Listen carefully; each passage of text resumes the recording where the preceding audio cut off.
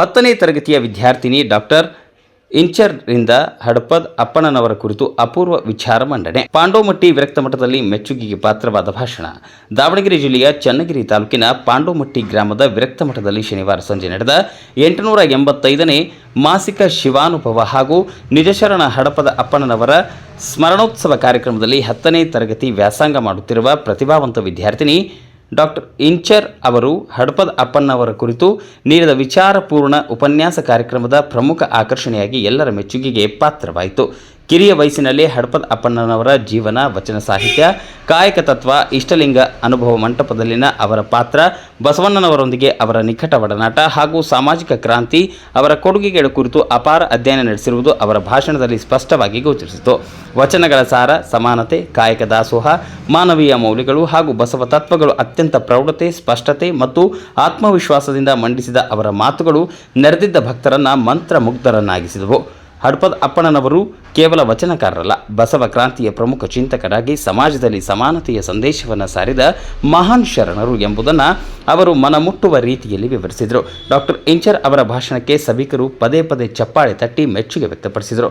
ಪಾಂಡೋಮಟ್ಟಿ ವಿರಕ್ತ ಮಠದ ಪೀಠಾಧ್ಯಕ್ಷರಾದ ಡಾಕ್ಟರ್ ಗುರುಬಸವ ಸ್ವಾಮೀಜಿ, ಧಾರವಾಡ ಮಮ್ಮಿಗಟ್ಟಿ ಬಸವ ಯೋಗಾಶ್ರಮದ ಶ್ರೀ ಬಸವಾನಂದ ಸ್ವಾಮೀಜಿ ಸೇರಿದಂತೆ ವೇದಿಕೆಯಲ್ಲಿದ್ದ ಗಣ್ಯರು ಹಾಗೂ ವಿವಿಧ ಭಾಗಗಳಿಂದ ಆಗಮಿಸಿದ ಭಕ್ತರು ಇಂತಹ ಕಿರಿಯ ವಯಸ್ಸಿನಲ್ಲೇ ಹಡಪದ ಅಪ್ಪಣ್ಣನವರ ಕುರಿತು ಇಷ್ಟೊಂದು ಆಳವಾದ ಅಧ್ಯಯನವನ್ನು ಮಾಡಿ ಸ್ಪಷ್ಟವಾಗಿ ವಿಚಾರ ಮಂಡಿಸಿರುವುದು ಅಪರೂಪದ ಪ್ರತಿಭೆಗೆಂದು ಪ್ರಶಂಸಿಸಿದರು. ಇಂದಿನ ಯುವ ಪೀಳಿಗೆಗೆ ಶರಣರ ತತ್ವಗಳು ಅಧ್ಯಯನ ಮಾಡಿ ಸಮಾಜಕ್ಕೆ ತಲುಪಿಸುವ ಕಾರ್ಯದಲ್ಲಿ ತೊಡಗಿಕೊಳ್ಳಬೇಕು ಎಂದು ಅಭಿಪ್ರಾಯ ವ್ಯಕ್ತವಾಯಿತು. ಕಾರ್ಯಕ್ರಮದ ಅಧ್ಯಕ್ಷತೆಯನ್ನು ವಹಿಸಿ ಮಾತನಾಡಿದ ಶ್ರೀ ಡಾಕ್ಟರ್ ಗುರುಬಸವ ಸ್ವಾಮೀಜಿ, ಹಡಪದ ಅಪ್ಪಣ್ಣನವರು ಕಾಯಕನಿಷ್ಠೆ, ಶರಣ ವಚನಕಾರರಾಗಿದ್ದು ಇಷ್ಟ ಲಿಂಗಾನುಭವಿ ಹಾಗೂ ಶಟಸ್ಥಲ ತತ್ವದ ಸಂಪನ್ನ ಗುಣಗಳನ್ನು ಹೊಂದಿದ ಮಹನೀಯರಾಗಿದ್ದರು. ಬಸವಣ್ಣನವರ ಆಪ್ತ ಸಹಾಯಕರಾಗಿ ಕಲ್ಯಾಣ ಕ್ರಾಂತಿಗೆ ಅನೇಕ ಐತಿಹಾಸಿಕ ಘಟನೆಗಳು ಸಾಕ್ಷಿಯಾಗಿದ್ದ ಅವರು ಅನುಭವ ಮಂಟಪದಲ್ಲಿ ತಮ್ಮ ವಚನಗಳ ಮೂಲಕ ಕ್ರಾಂತಿಗೆ ನಾಂದಿ ಹಾಡಿ ಸಮಾಜದಲ್ಲಿದ್ದ ಅಸಮಾನತೆ ಮತ್ತು ಅನಿಷ್ಟ ಪದ್ಧತಿಗಳನ್ನು ನಿವಾರಿಸಲು ಶ್ರಮಿಸಿದ ಪ್ರಮುಖ ಶರಣರಲ್ಲಿ ಒಬ್ಬರು. ಧಾರವಾಡದ ಮಮ್ಮಿಗಟ್ಟಿ ಬಸವ ಯೋಗಾಶ್ರಮದ ಶ್ರೀ ಬಸವಾನಂದ ಸ್ವಾಮೀಜಿ ಮಾತನಾಡಿ, ಬಸವಣ್ಣನವರು ನಿರ್ಮಿಸಿದ ಅನುಭವ ಮಂಟಪದಲ್ಲಿ ವರ್ಣ, ಜಾತಿ, ಲಿಂಗಭೇದವಿಲ್ಲದೆ ಸಮಾನತೆ ಸಮಾಜದ ನಿರ್ಮಾಣಕ್ಕೆ ಅಡಿಪಾಯ ಹಾಕಲಾಯಿತು. ಶತಮಾನಗಳಿಂದ ಶೋಷಣೆಗೆ ಒಳಗಾಗಿದ್ದ ಶೂದ್ರರು, ಮಹಿಳೆಯರು, ದಲಿತರಿಗೆ ಅಲ್ಲಿ ಸಮಾನ ಅವಕಾಶ ದೊರೆಯಿತು. ಮನಸ್ಸಿನ ಶುದ್ಧೀಕರಣ, ನೈತಿಕತೆ, ಆಧ್ಯಾತ್ಮಿಕತೆ ಮತ್ತು ವೈಚಾರಿಕ ಬೆಳವಣಿಗೆಯ ಮೂಲಕ ಸಮಾಜದ ಪರಿವರ್ತನೆ ಸಾಧ್ಯವಾಗುತ್ತದೆ. ಶಿವಾನುಭವದಂತಹ ಕಾರ್ಯಕ್ರಮಗಳು ಆ ದಾರಿಯಲ್ಲಿ ಮಹತ್ವದ ಪಾತ್ರ ವಹಿಸುತ್ತದೆ ಎಂದು ತಿಳಿಸಿದರು. ಬೇಲೂರು ಭಾರತಿ ಜ್ಞಾನ ವಿಜ್ಞಾನ ಸಮಿತಿಯ ಸೌಭಾಗ್ಯ ಅವರು ಶಿವಶರಣರ ವೈಚಾರಿಕತೆಯ ಸಾರ ಕುರಿತು ಉಪನ್ಯಾಸ ನೀಡಿದರು. ಬೆಂಗಳೂರು ಚನ್ನಗಿರಿ ತಾಲೂಕು ನಿವಾಸಿಗಳ ಸಂಘದ ಅಧ್ಯಕ್ಷ ಚಿನ್ಮಯಾನಂದ ಮಾತನಾಡಿದರು. ಕಾರ್ಯಕ್ರಮದಲ್ಲಿ ಗಂಗಾವತಿ ಉದ್ದಿಮೆದಾರ ಎಂ ವೀರೇಶಪ್ಪ, ಹಿರೇಸಾದರಹಳ್ಳಿ, ಬಸವರಾಜಪ್ಪ, ಕಗ್ಗಿಗೌಡರು, ಕೆಜೆ ರೇಣುಕಾ, ಗೌರಮ್ಮ, ಮಹಾದೇವಪ್ಪ, ಧನಂಜಯ್, ಕಿರಣ್, ಸುನೀತಾ ರಾಜು, ಚಂದ್ರಪ್ಪ ಸೇರಿದಂತೆ ಅನೇಕ ಭಕ್ತರು ಹಾಗೂ ಶರಣ ಸಾಹಿತ್ಯಾಸಕ್ತರು ಉಪಸ್ಥಿತರಿದ್ದರು. ವರದಿ ದೇವರಾಜ್ ಕೆ, ನೆಲ್ಲಿಹಂಕಲು, ದಾವಣಗೆರೆ. ಪಾದಪದ್ಮಗಳಿಗೆ ಶಿರವಾಗಿ ನಮಸ್ಕರಿಸುತ್ತಾ ಮತ್ತು ವೇದಿಕೆ ಮೇಲೆ ಇರುವಂತಹ ಮತ್ತೊಬ್ಬ ಪರಮ ಪೂಜ್ಯರ ಪಾದಪದ್ಮಗಳಿಗೆ ಶಿರವಾಗಿ ನಮಸ್ಕರಿಸುತ್ತಾ ವೇದಿಕೆ ಮೇಲಿರುವಂತಹ ಎಲ್ಲ ಮುಖ್ಯ ಕುರಿತು ಒಂದೆರಡು ಮಾತನಾಡಲು ಬಯಸುತ್ತೇನೆ. ವಂದನೆಗೆ ನಿಲ್ಲಬೇಡ, ನಿಂದೆಗಂಜಿ ಹೊಡಿಲಬೇಡ, ಇನ್ನೊಂದು ಅಡಲಿಬೇಡ, ಸಂದೇಹಗೊಳಿರಬೇಡ, ದ್ವಂದ್ವ ಬುದ್ಧಿಯ ಕಳೆದು ನಿಂದರೆ ಬಸವಪ್ರಿಯ ಕೂಡಲ ಚನ್ನಬಸವಣ್ಣ. ಹಡಪದ ಅಪ್ಪಣ್ಣನವರ ಈ ವಚನವನ್ನ ಸ್ಮರಿಸಿಕೊಳ್ಳುತ್ತಾ 12ನೇ ಶತಮಾನದಲ್ಲಿ ಪ್ರಪ್ರಥಮವಾಗಿ ಇತಿಹಾಸದಲ್ಲಿಯೇ ದುಡಿಯುವ ವರ್ಗದ ಅಸ್ಮಿತೆಯ ಪ್ರತೀಕವಾಗಿ ಹುಟ್ಟಿಕೊಂಡಂತಹದ್ದು ಈ ಶರಣ ಚಳುವಳಿ. ಈ ಶರಣ ಚಳುವಳಿಯಲ್ಲಿ ಅಸಂಖ್ಯಾತ ಶರಣರು ಭಾಗವಹಿಸಿದ್ದರು. ಅದರಲ್ಲಿ ಹಡಪದ ಅಪ್ಪಣ್ಣನವರು ಕೂಡ ಪ್ರಮುಖರು. ಇವರು ವಿಜಯಪುರ ಜಿಲ್ಲೆಯ ಬಸವನ ಬಾಗೇವಾಡಿಯ ಮಸಮಿನಾಳ ಅನ್ನುವಂತಹ ಗ್ರಾಮದವರು. ಇವರ ತಂದೆ ಚನ್ನವೀರಪ್ಪ ಮತ್ತು ತಾಯಿ ದೇವಕಮ್ಮನವರು. ಇವರು ಕ್ರಿಸ್ತಶಕ 1160ರಲ್ಲಿ ಜನಿಸುತ್ತಾರೆ.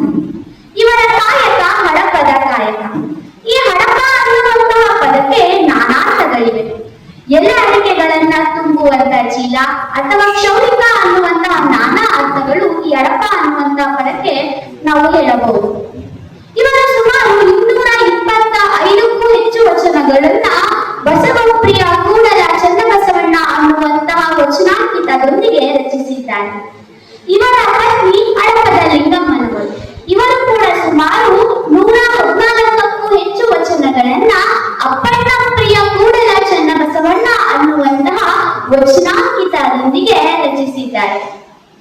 ಕಾಯಕಕ್ಕೆ ಹೇಗೆ ಆಯನಕ್ಕಿ ಲಕ್ಕಮ್ಮ ಮತ್ತು ಮಾರಯ್ಯ ದಂಪತಿಗಳು ಹೇಗೆ ಮಾರ್ಗದರ್ಶಕವಾಗಿದ್ದರು 12ನೇ ಶತಮಾನದಲ್ಲಿ, ಹಂಗೆ ಹಡಪದ ಅಪ್ಪಣ್ಣ ಮತ್ತು ಲಿಂಗಮ್ಮ ಸತಿಪತಿಗಳು ಕೂಡ ಹೌದು. There is a sculpture depicting of Appanna in a Shivotsava Mandapa of Madhukeshwara temple in Banavasi. He has written more than 250 vachanas with the signature of Basavapriya Kudala Channabasavana.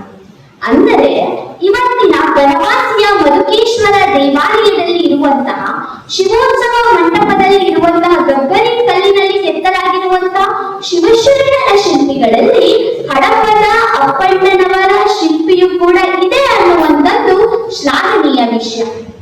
ಇವರು ಶರಣ ಚಳವಳಿಯಲ್ಲಿ ಭಾಗವಹಿಸಿ ವಚನ ಸಾಹಿತ್ಯವನ್ನ ಉಳಿಸುವಿಕೆಗೆ ಕಾರಣರಾಗ್ತಾರೆ.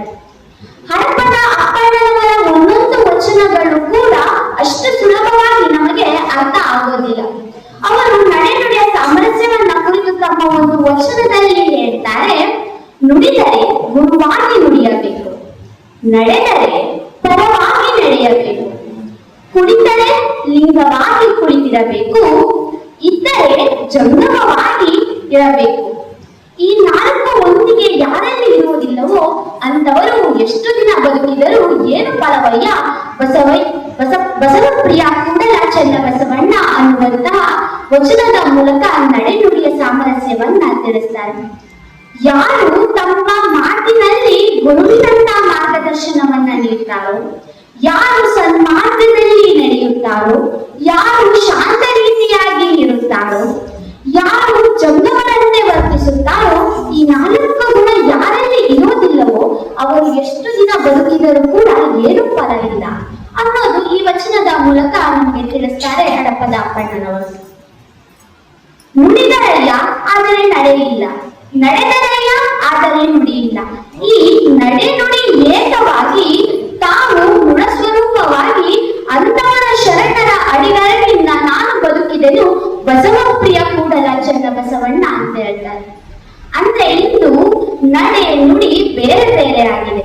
ಯಾರಲ್ಲಿ ನಡೆ ನುಡಿ ಒಂದಾಗಿರುತ್ತದೆಯೋ ಅಂತವರ ಅಡಿಗೆ ನಾನು ಎರಗುತ್ತೇನೆ ಅಂತ ಅಂತವರ ಶರಣರಿಂದ ನಾನು ಬದುಕಿದೆನು ಅನ್ನುವಂತಹದ್ದು ಹಡಪದ ಅಪ್ಪಣ್ಣನವರ ವಚನದಲ್ಲಿ ನಾವು ಕಾಣಬಹುದು. ಭಕ್ತ ಮಹೇಶ ಪ್ರಸಾದಿ ಪ್ರಾಣಲಿಂಗ ಸತ್ಯ ಶರಣ ಐಕ್ಯರ ಇತ್ತಂತ ಭಕ್ತು ನೋಡು ಇತರ ವಚನಗಳ ಮೂಲಕ ಷಟಸ್ಥಳ ಪಂಚಾಚಾರ ಇತರ ಎಲ್ಲಾ ವಿಷಯಗಳನ್ನ ನಮಗೆ ತಮ್ಮ ವಚನದ ಮೂಲಕ ಕೊಟ್ಟಂತವರು ಹಡಪದ ಅಪ್ಪಣ್ಣನವರು. ಸ್ಥಳವೆಂದರೆ ಒಂದು, ನೇಮವೆಂದರೆ ಎರಡು, ಅದೇ ರೀತಿ ಕಲೆಯೆಂದರೆ ಮೂರು, ಕರಣವೆಂದರೆ ನಾಲ್ಕು, ಕಾಯವೆಂದರೆ ಐದು, ಕಾಮವೆಂದರೆ ಆರು, ಸೀಮೆ ಎಂದರೆ ಏಳು, ನೆಲ ಎಂದರೆ ಎಂಟು, ತಾಮಸವೆಂದರೆ 9, ಹರಿ ಎಂದರೆ 10, ಹರನೆಂದರೆ 11. ಹೀಗೆ ಇದೇ ದಶವಿಧಿ ಪಾದೋದಕ, ಇದೇ ಏಕಾದಶ ಪ್ರಸಾದ, ಇದೇ ಅಪಾದನ, ಇದೇ ಸದಾವಿಲೆ, ಇದೇ ಶುದ್ಧ ಪ್ರಸಾದವಯ್ಯ, ಇದೇ ಬಸವಪ್ರಿಯ ಕೂಡಲ ಚನ್ನಬಸವಣ್ಣ ಆಡುವ ಸ್ಥೂಲನವರ ಅರಿಯದ ನೆಲ ಅಂತ ತಮ್ಮ ವಚನಗಳ ಮೂಲಕ ಪಂಚಾಚಾರಗಳ ಬಗ್ಗೆ ಷಟಸ್ಥಳಗಳ ಬಗ್ಗೆ ತಿಳಿಸುತ್ತಾ ಬಂದಂತವರು ಹಡಪದ ಅಪ್ಪಣ್ಣನವರು. ಇವರ ವಚನಗಳು ನಾನು ಪ್ರಾರಂಭದಲ್ಲಿ ಹೇಳಿದ ಹಾಗೆ ಅಷ್ಟು ಸುಲಭವಾಗಿ ಯಾರಿಗೂ ಕೂಡ ಅರ್ಥ ಆಗೋದೇ ಇಲ್ಲ. ಯಾರು ಇದನ್ನ ತಿಳಿದುಕೊಂಡು ಅದರ ಒಳಗೆ ಹೋದಾಗ ಅದರ ಮರ್ಮವೇನು ಅನ್ನುವಂತಹದ್ದು ತಮ್ಮ ವಚನಗಳ ಮೂಲಕ ಅರ್ಥವಾಗುತ್ತದೆ. ಕಲ್ಯಾಣ ಕ್ರಾಂತಿಯ ತರುವಾಯ ಇವರು ಕೊನೆಗೆ ತಂಗಡಿಯಲ್ಲಿ ಹೋಗಿ ಲಿಂಗೈಕ್ಯರಾಗ್ತಾರೆ. ಇವತ್ತಿಗೂ ಕೂಡ ಅಲ್ಲಿ ಅವರ ಸಮಾಧಿ ಇದೆ.